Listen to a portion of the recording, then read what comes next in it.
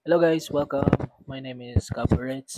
So ngayon, tatalakayin natin paano maglinis ng gut, bituka sa Tagalog.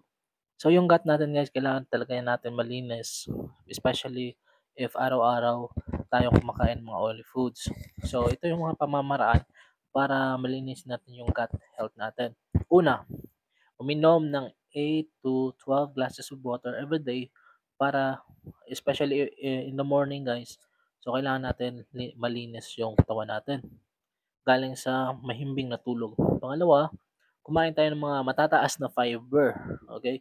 Mga fibers tulad ng brown rice, green leafy vegetables, mais, and mga matataas na fiber yun. Tapos pangatlo, ito yung pinaka-paborito ko. Umiinom ako ng sambong 10-in-1 herbs.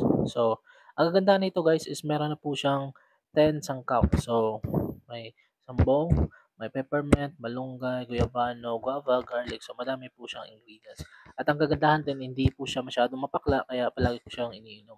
So, kayo, pwede kayong mag-choose alin man sa inyong pinaka-gusto nyo. And make sure na everyday tayong mag-detox sa katawan natin para of course, healthy tayo. So, follow me for more information.